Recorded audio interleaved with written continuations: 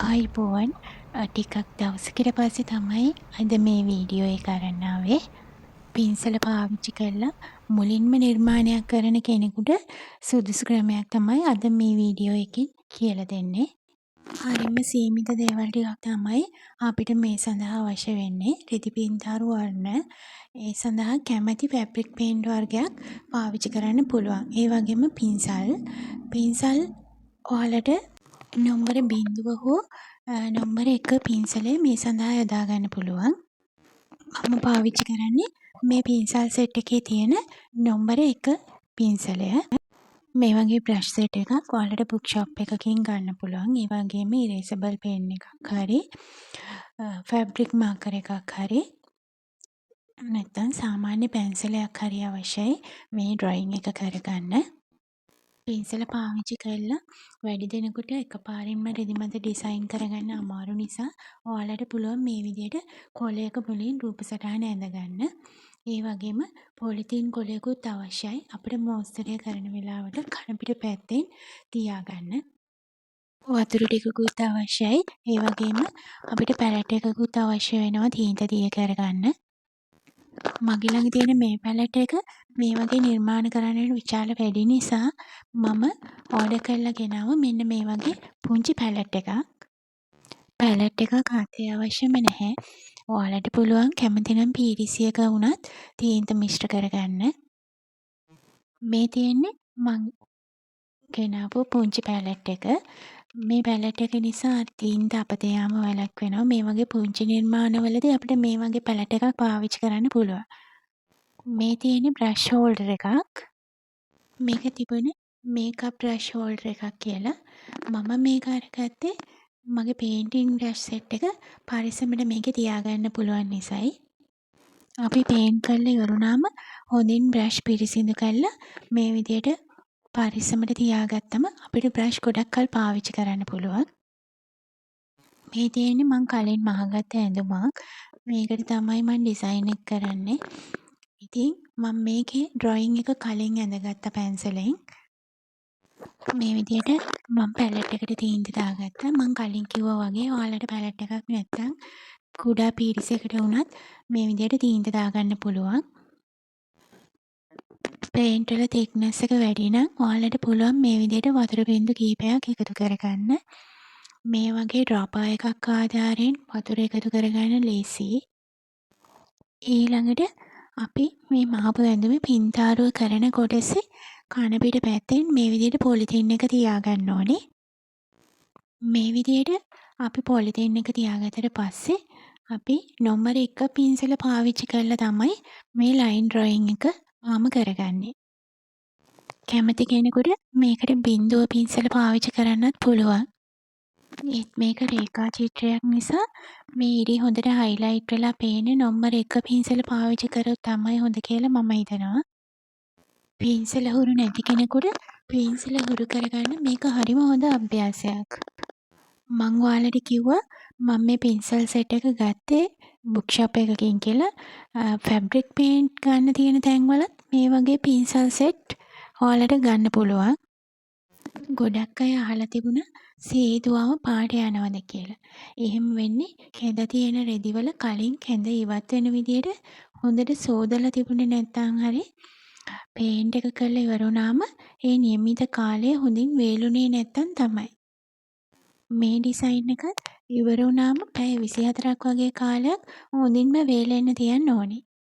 මම කිව්වා පේන්ට් එකට අවශ්‍ය නම් වතුර බින්දු කීපයක් එකතු කරගන්න කියලා. ඒත් වැඩිපුර වතුර එකතු කරගන්න එපා. එතකොට මෝස්තරය රෙදිවල අඳිනකොට තීන්ත බොද වෙනවා. මම මේ ඩිසයින් එක මුලින් පැන්සලකින් ඇඳලා තිබුණට එහෙම බැරි කෙනෙක් නම් කලින් මෝස්තරය ඇඳපු කොලේ රෙදි කාබන් එකක් උඩින් තියලා අඳින්නත් පුළුවන්. ආධුනික කෙනෙකුට මේ ඩිසයින් එකම වෙන්න ඕනේ නෑ. කැමති සරල මෝස්තරයක් අඳින්න පුළුවන්. විශේෂම දේ තමයි අපි තීන්ත වලින් අඳින හැම රේඛාවක් ගැනම හොඳින් සැලකිලිමත් වෙන්න ඕනේ. ඇයි දන්නවද? වැරදුනොත් අපිට ආයෙත් තීන්ත රේඛාව මකා ගන්න හැකියාවක් නෑ.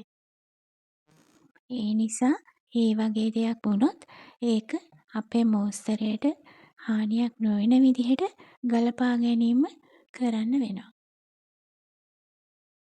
ඩිසයින් කරන එක වයස් භේදයකින් තොරව ඕනම කෙනෙකුට හොඳ ඉවසීමක් තියෙනවා නම් ඉගෙන ගන්න පුළුවන්.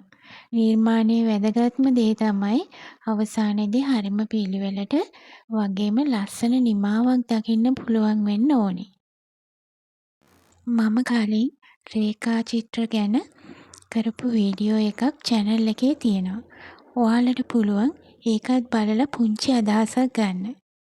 අපි උත්සවයකට ඇඳුමක් ඩිසයින් කරනවා නම් උත්සව අවස්ථාව අනුව ඒ වගේම උත්සවය පැවැත්වෙන වෙලාව අනුව අපිට සුදුසු මෝස්තර නිර්මාණයක් කරගන්න පුළුවන්. මහන්න බැරි කෙනෙකුට වුණත් මේ වගේ මහපු ඇඳුමකට ගැළපෙන ඩිසයින් එකක් කරන්න පුළුවන්. වෙනත් රැකියාවක් කරන කෙනෙක් නම් හිතෙන්න පුළුවන් මොනතරම් කැමති වුණත් වෙලාවක් නැහැනේ මේ වගේ දේවල් කරන්න කියලා. එහෙම හිතන්න එපා. හවසට තේ එකක් බොන ගමන් වුණත් අපිට මේ වගේ දෙයක් කරන්න පුළුවන්. අපි හැමෝම කැමතිනේ අපේ ඇඳුම් අපිම නිර්මාණය කරලා අඳින්න. ඒක හරිම ආඩම්බරයක්. ඉතින් ඕනම කෙනෙකුට උනන්දුවක් තියෙනවා නම් මේ වගේ නිර්මාණ කරන්න බැරි වෙන්නේ නැහැ. රැකියාව නිසා හරි එදිනෙදා වැඩ වැඩිකම නිසා හරි කාර්යබහුල වෙලා ඉන්න අයට මනස සූපත් කරගන්නත් මේක හොඳ දෙයක්. මම මේ ඇඳුමට ගැලපෙන විදියට බෝඩි ඩිසයින් එකක් තමයි අඳින්නේ. මේක ගවුමට විතරක් නෙමෙයි. සාරි එකකටත් ගොඩක්ම ලස්සනයි. ඒ වගේම ටේබල් ක්ලොත් එකකට කුෂන් එකකට වුණත් ගැලපෙනවා.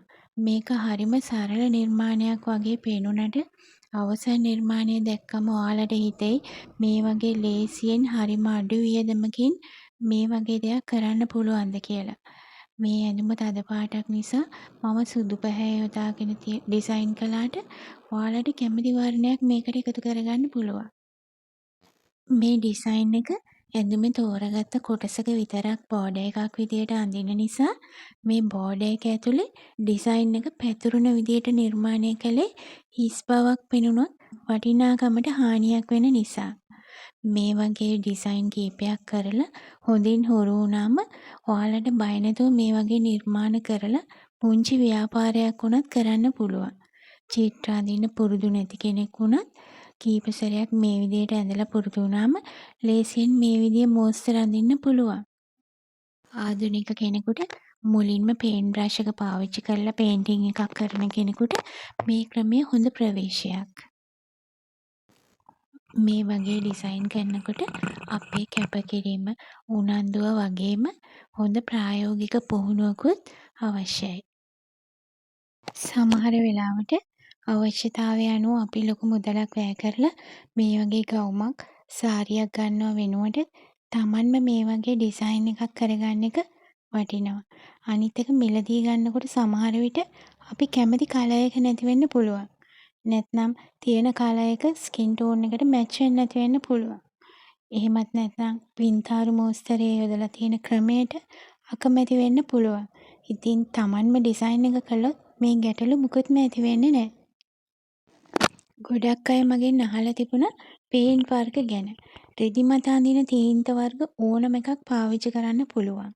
මට පහසුවෙන් මිලදී ගන්න පුළුවන් ඕනම ෆැබ්‍රික් පේන්ට් වර්ගයක් මම පාවිච්චි කරනවා. කලින් වීඩියෝ එක බැලුවම ඒක ඔයාලට පේනවා ඇති.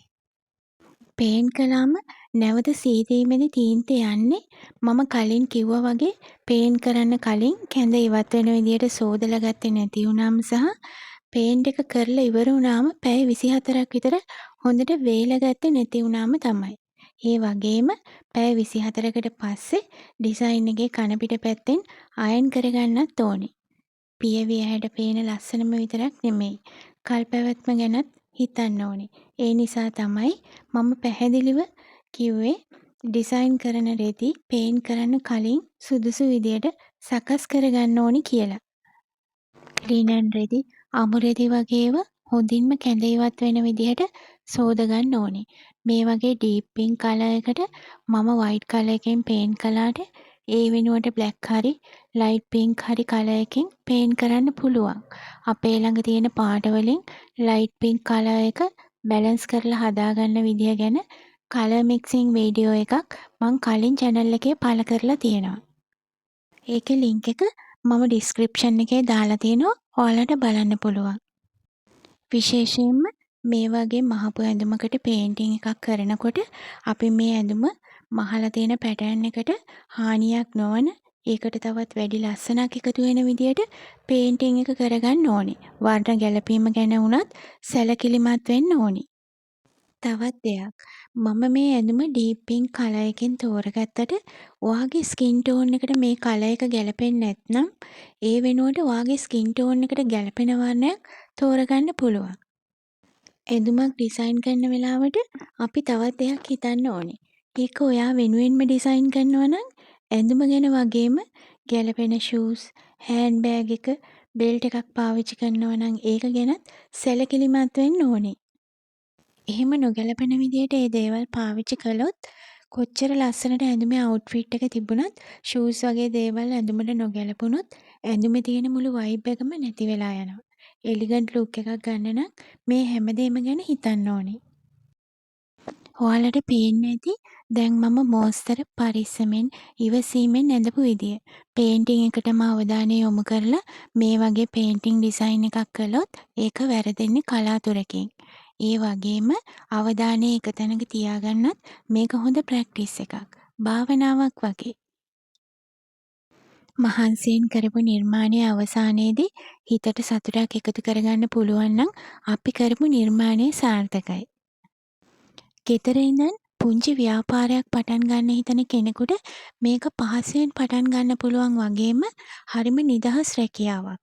අපි මේක රැකියාවක් විදියට කරනවා නම් අපි නිර්මාණය කරන ඇඳුමේ හොඳ ප්‍රොෆෙෂනල් ලුක් එකක් තියෙන්න ඕනේ.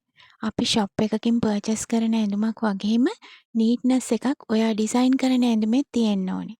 ඉතින් මේ හැම දෙයක් ගැනම සැලකිලිමත් වෙලා නිර්මාණ කරන්න ඕනේ. මගේ ස්ටෙන්සිල් වීඩියෝ එක බලපු අය ඒ ගැන තව විස්තර අහලා තිබුණා. ඒ නිසා මම ආයිත් ස්ටෙන්සිල් වීඩියෝ එකක් හදාගන්න විදිය සහ උවමනා දේවල් ගැන පැහැදිලි කරන්න අලුත් වීඩියෝ එකක් ඉක්මනින්ම අරන් එනවා. දැන් මම ඩිසයින් එක කරලා ඉවරයි. මේක පැය 24ක් වේලුණාට පස්සේ ඩිසයින් එකේ කණපිට පැත්තෙන් අයන් කරගන්න ඕනේ. මේ තියෙන්නේ මම අවසන් කරපු ඇඳුම් නිර්මාණය. එහෙමනම් අපි ආයිත් මේ වගේ වීඩියෝ එකකින් හමු වෙමු. channel එකත් subscribe කරන්න කියලා මතක් කරනවා. ඔයාලා හැමෝටම සුබ දවසක්.